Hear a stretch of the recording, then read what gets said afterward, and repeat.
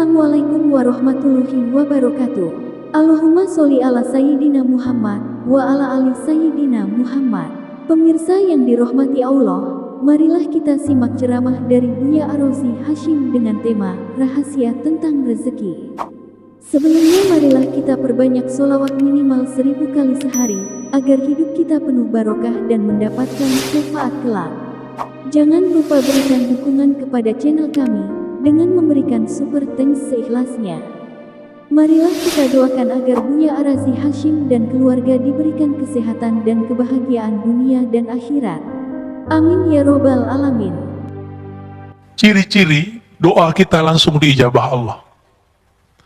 Mata atlaqa lisanaka bit-talab fa'alam annahu yuridu an yu'tiyaka. Kapanpun saatnya atlaqa, Allah mengitlakkan. Apa arti itlak?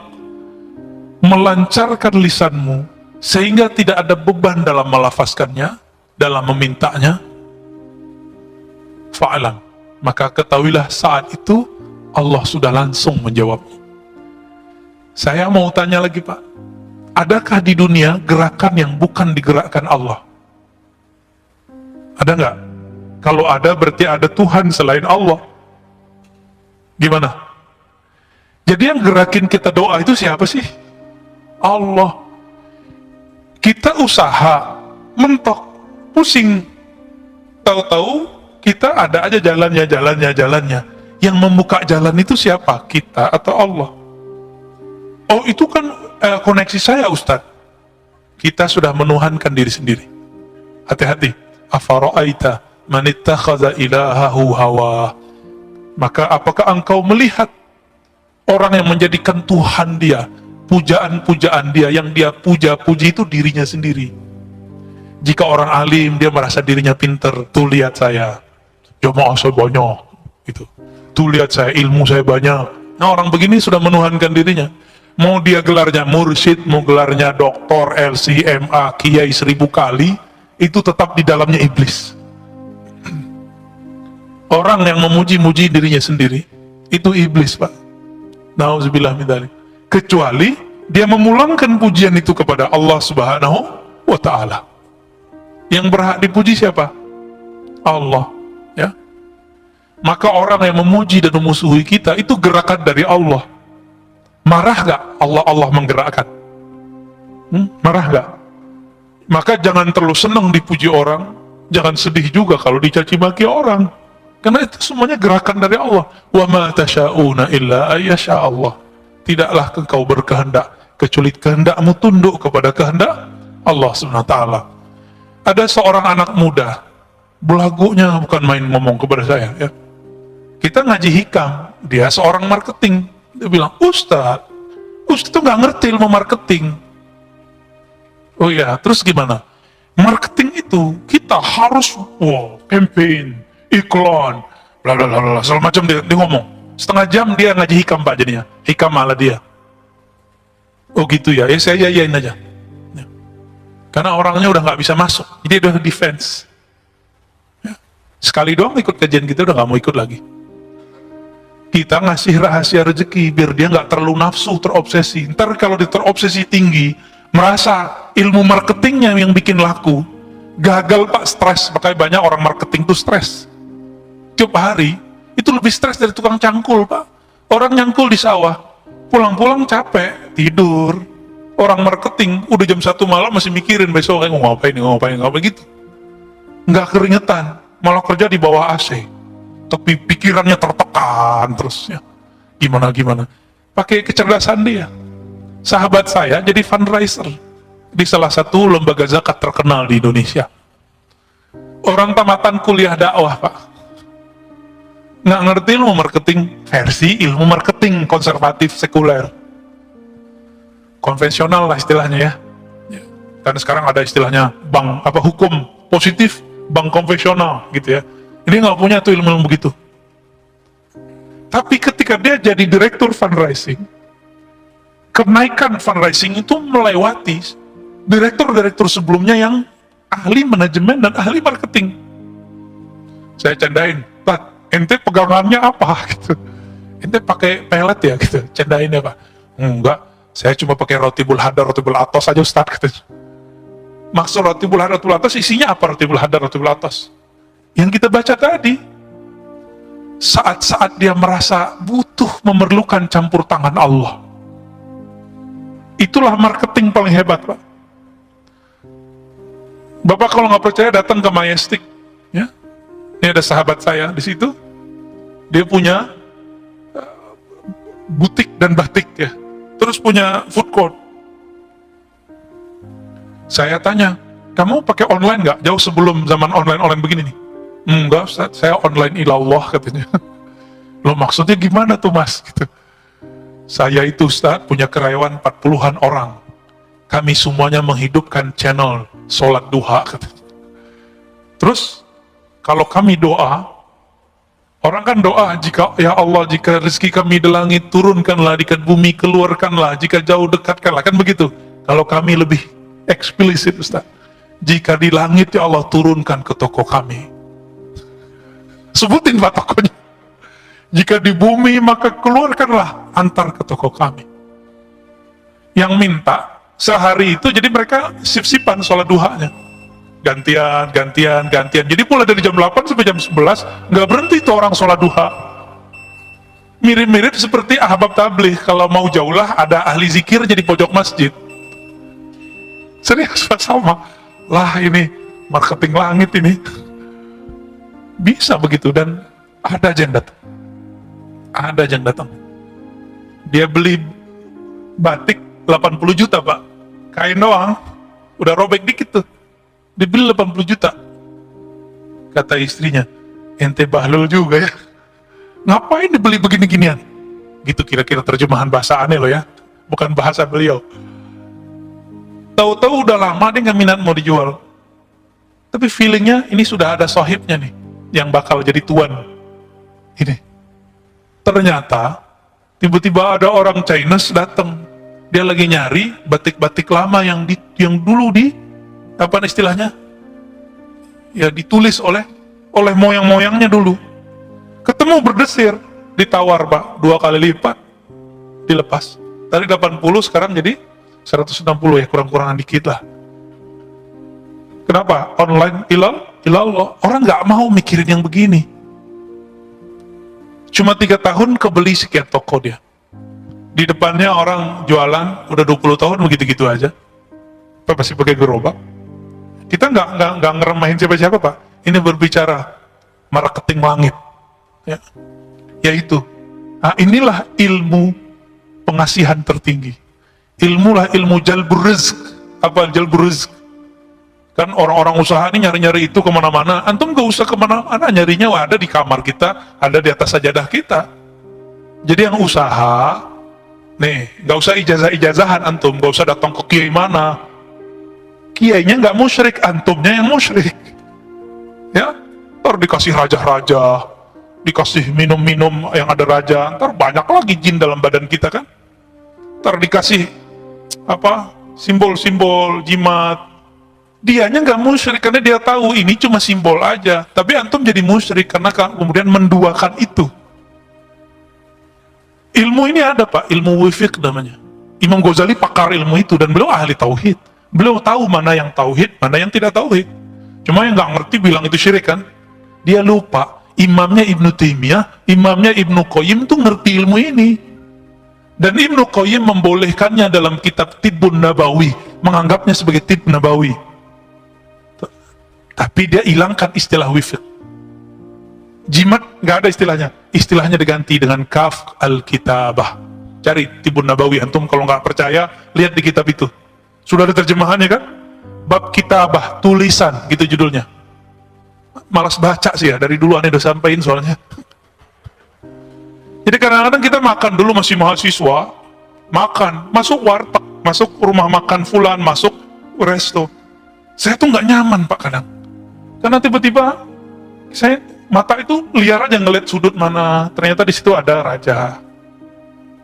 Ternyata di ujung mana ada jimat. Nah itu bikin nggak nyaman tuh makan di situ.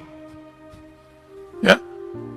Maka teman-teman praktisi hikmah pun tolong ajari kliennya, muridnya, santrinya tauhid, baru diajarin itu wifi. Kalau nggak usah deh, ntar jadi musyrik ntar ya.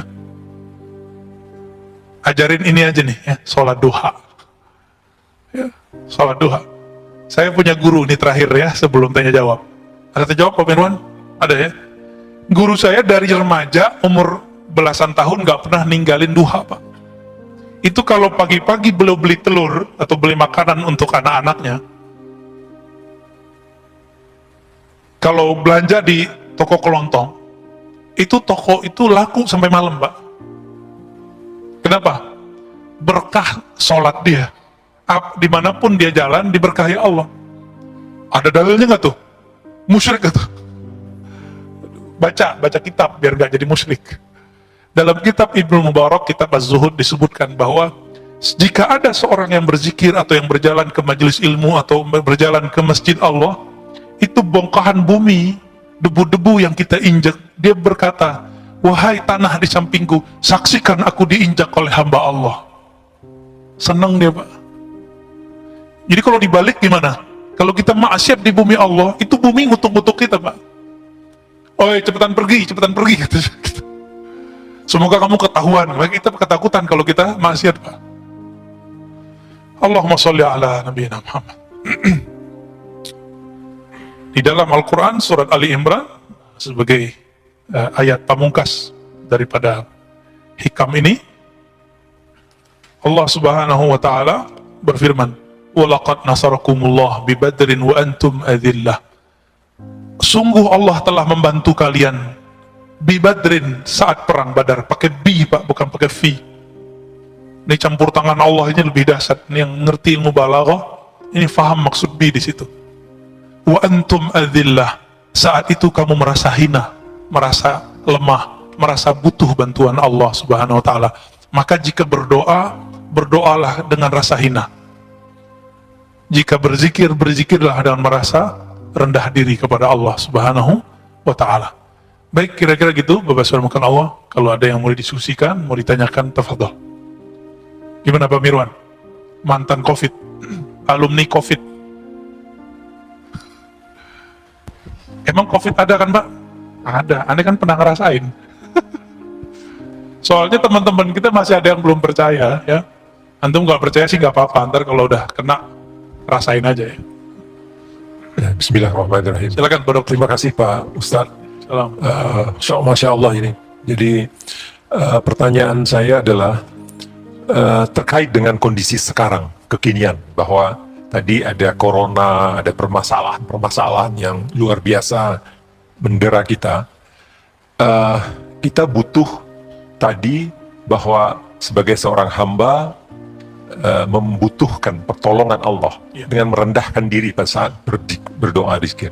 Nah, untuk bisa sampai pada level ketawakalan sempurna, ya jadi seorang hamba yang mengandalkan Allahnya untuk sampai pada level di mana tadi la khaufun alaihim, tadi yang Ustaz sebutkan, tidak ada rasa takut.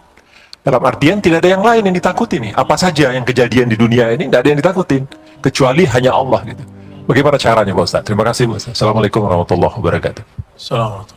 Ada cara tentatif, ada cara permanen Pak. Kalau yang tentatif itu harus punya masalah dulu, baru ingat Allah biasanya. Nah, kalau yang ini cukuplah masa lalu kita dan sekarang ya. Ada yang lebih permanen, mengenal yang ditakuti. Kenapa kita tidak permanen rasa takutnya kepada Allah? Karena kita nggak kenal yang kita takut itu siapa sih? Bapak kenal Allah nggak sih? Kan antum kenal Allah nggak? Allah itu apa? Siapa?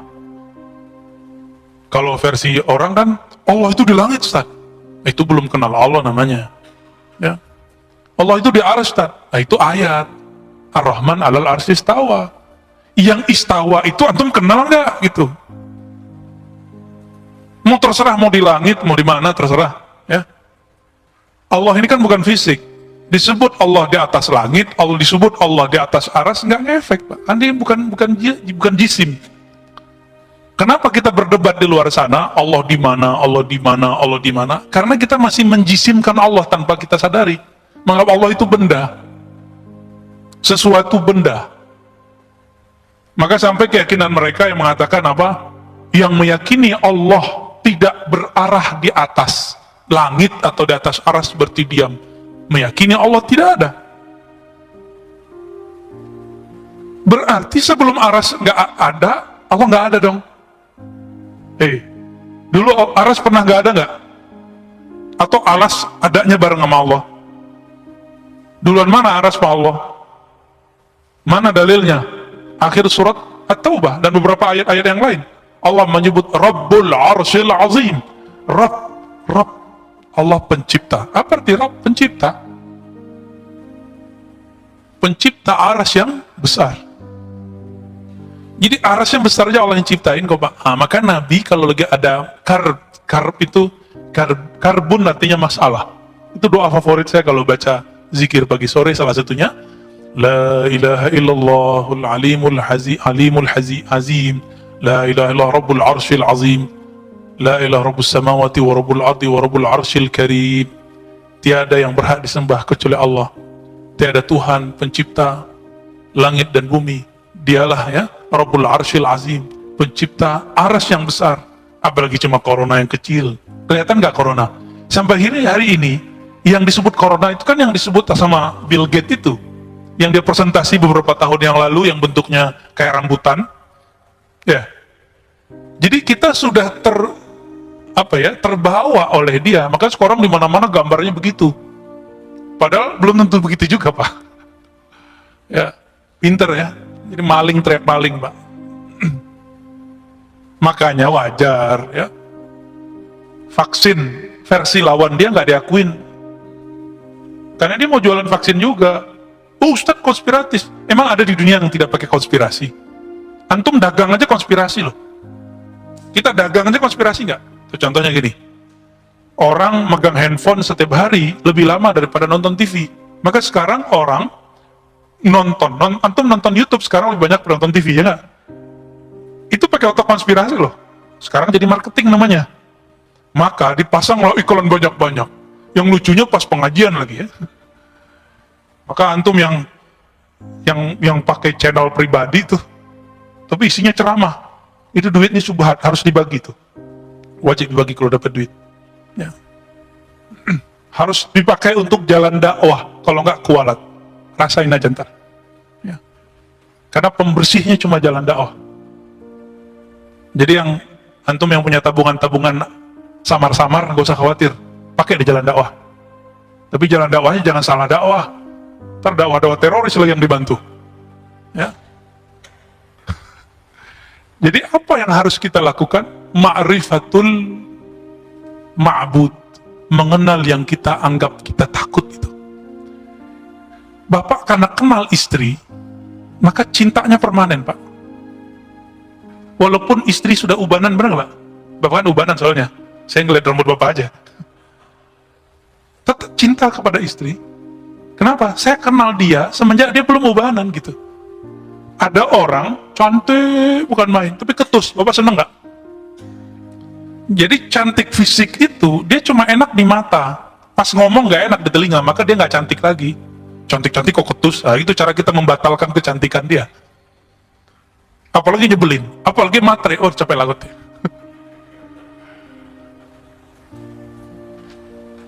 Nggak ada semua orang semuanya matre ya. Matre itu kan hubul mal, hubul dunia, cinta dunia. Oke, ada lagi? Ya, silakan Pak. Di belakang.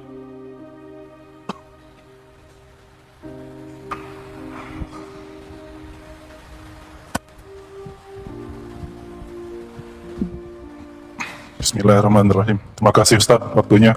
Ya, sama-sama Pak. Yang membedakan manusia itu di hadapan Allah adalah ketakwaannya. Kita sering mendengar bahwa dalam hadis yang populer, dalam diri manusia itu adalah segumpal daging. Jika daging itu baik, maka semuanya akan menjadi baik. Betul. Nah, kalau sudah demikian, maka dari strata yang bawah itu bisa menjadi lebih dicintai Allah daripada pribadi yang punya strata yang lebih tinggi. karena ketakwaannya. Nah, bagaimana cara kita mengintegrasi amal, ilmu, dan iman supaya kita menjadi kepribadian yang dicintai oleh dan diutamakan oleh Allah Subhanahu wa taala. Dan apa yang menyebabkan daripada ketiga integrasi ini yang mudah sekali copot, mudah sekali luntur, mudah sekali kalah dalam kita mencapai keridhaan Allah Subhanahu wa taala. Terima kasih. Wassalamualaikum warahmatullahi wabarakatuh. Assalamualaikum warahmatullahi wabarakatuh. Gak pakai teori Pak, pakai yang praktis aja ya. Masih ingat kisah orang yang suka baca kulhu? Dalam Sahih Bukhari, Kitab Tauhid, bagian akhir kitab, jilid terakhir. Kitab saya masih kitab kuning jadul, nggak ada nomornya ya. Kitab Tauhid, Darul Fikr yang lama. Di situ disebutkan bahwa ada seseorang pemimpin perang, setiap kali mimpin sholat, selesai satu ayat dia tutup dengan kulhu. Bahkan beberapa rakaat itu cuma kulhu, kulhullahu ahad, Allahus samad, sampai akhir. Akhirnya bikin yang di belakang bertanya-tanya, emang gak ada ayat lain? Kira-kira gitu ya. Kenapa sih ini orang bacanya ayatnya itu aja, Al-Ikhlas mulu. Pulang ke Madinah, sahabat-sahabat yang jadi makmum ini melaporkan apa yang dia lihat, padahal Nabi gak pernah menyuruh begitu. Ini artinya apa? Sahabat-sahabat itu menciptakan torikot-torikot ritual untuk dirinya. Ini dalil bahwa boleh seorang alim meramu dari dalil-dalil yang ada suatu amalan yang kemudian dia disiplinkan dan dia ajarkan kepada orang, disebut torikoh. Ini dalilnya. Apa kata Nabi? Coba tanya si fulan itu, kamu gak usah tuduh dia, tanya dia kenapa dia buat begitu. Jadi kita kalau ngikutin sunnah Nabi ini, kita nggak boleh ngejek orang ngamalin apa aja, nggak boleh ngejek. Kita konfirmasi, tabayun namanya. Kenapa sih kamu ngamalin ini? Sama orang yasinan kita tanya, kenapa kamu baca yasin? Ya. Sama orang ziarah kubur jangan langsung bilang dia syirik, khurafat. Kita tanya, apa yang kamu baca saat ziarah kubur? Baru bilang syirik atau nggak syirik. Maka sahabatnya nanya, datang, wahai panglima kami, jenderal kami, kenapa engkau suka baca kulhu di setiap gerakan sholatmu, setiap rakaatmu? Apa jawaban beliau? Karena di dalamnya ada sifatur Rahman, sifat-sifat Allah yang maha pengasih penyayang, aku suka membacanya. Lalu dibawa lagi kabar jawaban itu ke Nabi. Nabi kemudian mengatakan, sampaikan kepadanya. Nabi padahal secara wahyu sudah tahu, tapi konfirmasi itu wajib. Maka mursyid-mursyid, ahli-ahli firasat, kita nggak boleh berhukum dengan kasyaf. Kita bolehnya berhukum kalau sudah konfirmasi. Nggak boleh berhukum Pak dengan ilham, nggak boleh. Dia harus berhukum dengan hasil konfirmasi. Walaupun antum sakti mandraguna, ya nanti banyak salah. Pada kayak zaman pilpres kemarin lagi, ya. Banyak kan ilham-ilham muncul, tapi salah terjemah semua. Ilhamnya benar, terjemahannya salah. Apa kata Nabi? Sampaikan kepadanya, sesungguhnya Allah yang Maha Rahman mencintainya. Jadi supaya Bapak mulia di sisi Allah, maka rutinkan baca kulhu Pak. Bapak sudah pensiun Pak ya? Sudah? Belum? Belum? Ya udah, musim libur, Sabtu Minggu dan WFH, jangan kurang baca kulhu setiap sholat. Itu salah satu amalan Rasul SAW dalam hadis ini jarang diketahui orang. Nabi itu habis sholat, nggak hanya subhanallah 33, alhamdulillah 33. Nabi itu setelah sholat kadang-kadang beliau menambahkan kulhu, qul a'udzu birabbil nas. Kalau bisa 11 Pak habis sholat. Ini hari Sabtu nih ya, hari Sabtu. Bisa nggak ngamalin ba'da sholat 5 waktu 11? Ustadz angkanya dari mana? Udah ikutin aja. Ya. 11 itu menunjukkan banyak. Diulang-ulang nggak? Seperti sahabat itu ngulang-ulang, kita ulang kisah itu kembali. Ini torikot, namanya torikot Al-Ikhlas. Sanadnya langsung ke Imam Bukhari. Imam Bukhari langsung ke sahabat Nabi. Dan langsung di ACC Rasulullah. Ketahuilah wahai sahabat, engkau dicintai oleh Allah. Itulah pengangkatan kewalian. Jadi teman-teman, wali itu diangkat, itulah wisuda kewalian. Jadi bukan wisuda-wisuda yang seperti antum bayangkan itu. Itu pengangkatannya begitu. Jadi sahabat-sahabat itu diangkat sama Allah, diangkat Rasulullah. Tinggi itu Pak makomnya. Tinggi nggak tuh makomnya? Tinggi. Bisa nggak diulang? Bisa. Karena setiap ulama itu akan mewarisi ilmunya. Semoga kita pewaris ilmu. Thariqat al-Ikhlas. Cobain Pak. Kalau mau ngamalin juga nggak apa-apa. Ya, kalau saya suka baca al-Ikhlas. Ya, kalau dulu masih remaja, tapi remaja saya udah nikah Pak. Saya ngamalinnya semalam 1000-an. Ya, 1000 kita ngamalin hampir tiap malam. Nah, sekarang karena sok sibuk, nggak ngerjain sebanyak itu. Tapi tetap kita baca. Ya. Oke, lanjut. Fadhal. Assalamualaikum warahmatullahi wabarakatuh. Ustadz yang kami hormati, kita banyak membaca dan mendengar kalau Rasulullah itu amaliyahnya sholat sampai kakinya bengkak dan sholat qiyamul lail malamnya. Dan para aulia juga banyak kisah-kisah beliau itu sholat malam dari pakai wudhu isya sampai. Kira-kira kalau kita kan banyak capek, banyak malas dan gitu, apakah itu merupakan nafsu dari malas, capek dan sebagainya? Mohon kiat-kiat bagaimana kita menuju ke sana supaya katanya ada akrab antara jasad dan ruh. Iya. Supaya... Yang terakhir aja Pak ya. Iya. Zaman sekarang, zaman saiki Pak, jangan dibayangin Bapak itu sholat isya berhentinya subuh. Udah kena gula, ya kan? Kolesterol, kesemutan, belum lagi punggungnya nggak beres, ya kan? Baru bentar udah sakit. Nggak usah muluk-muluk mau jadi orang soleh. Nggak mungkin Pak kita kayak Nabi, nggak mungkin. Nggak mungkin seperti Syekh Abdul Qadir Jilani 20-an tahun sholat isya sama subuhnya 1 kali wudhu. Nggak mungkin. Abu Hanifah puluhan tahun, Imam Abul Hasan Asy'ari 20 tahun beliau sholat isya dan subuhnya satu wudhu. Abul Hasan Asy'ari yang dihujat-hujat sama mereka sekarang ya, akidah Asy'ariyah. Terus gimana?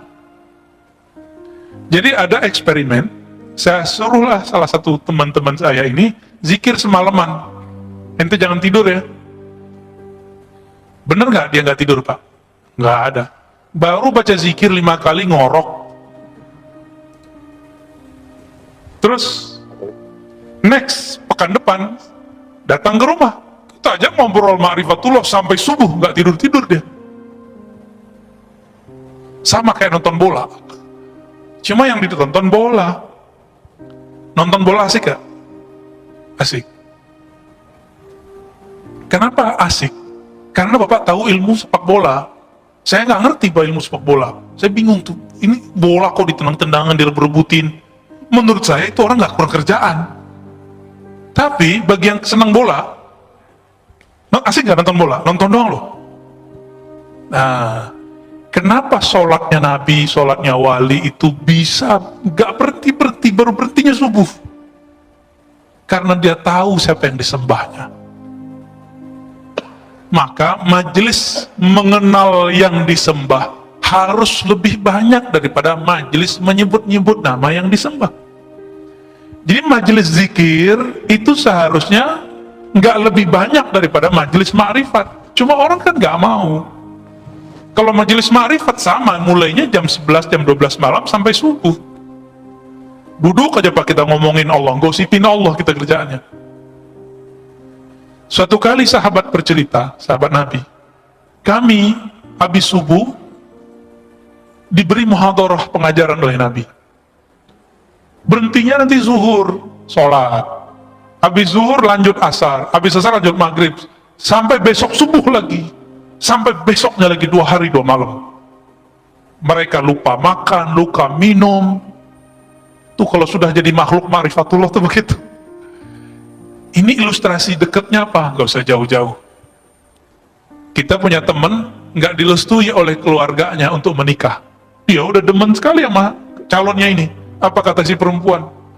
Mas, kalaupun saya diusir dari keluarga, kalaupun saya jadi tukang goreng, saya jadi tukang apa, yang penting saya sama ente, katanya. Gombal. Paling tahan seminggu minta cerai. Nggak tahan kan dikasih angin. Tapi begitu kira-kira, kenapa ada orang di luar sana hidup bertahan, hidup susah bersama kekasihnya? Karena dia cinta dengan pasangannya. Tapi kita ini lebih percaya ke pasangan daripada Allah Subhanahu wa Ta'ala. Jadi caranya satu aja Pak, sama, kenali yang disembah. Rasulullah itu bisa kakinya kapalan sholat karena beliau kenal yang disembahnya. Nah, kita terbalik, kita memulainya dari kuantitas amal, bukan dari kualitas pengenalan yang disembah. Jadi saya mengajak semua kita, semua ustadz, semua mursyid, semua kiai, semua jamaah, coba dibalik Pak sekarang. Jangan ajar anak, ajar murid, ajak diri kita ibadah fisik dulu, ritual dulu. Tapi ibadah yang awal adalah ibadah ma'rifatullah, ibadah mengenal Allah, kenali yang disembah, maka kita akan kecanduan beribadah. Nanti orang bilang kita gila Pak, nanti Bapak dibilang gila sama orang ya. Kenapa? Pagi zikir, siang zikir, sore zikir, bahkan gak mau pulang dari masjid. Ntar mau orang bilang corona ngapain, ntar dokter-dokter bingung ntar ya. Itu orang beragama tuh gila ya gitu. Masih ada yang takut corona, udah lockdown gitu. Ya biarlah kita disebut gila, gila bertuhan kepada Allah Subhanahu wa Ta'ala. Kesimpulan kajian kita sederhana, ma'rifatul ma'bud aula min kulli sujud. Mengenal Allah Ta'ala lebih utama daripada sujud, bahkan 1000 sujud. Maka kenalilah Allah yang kita sembah, sujud kita akan lebih bermanfaat dan lebih berkualitas. Wassalamualaikum warahmatullahi wabarakatuh. Assalamualaikum warahmatullahi wabarakatuh.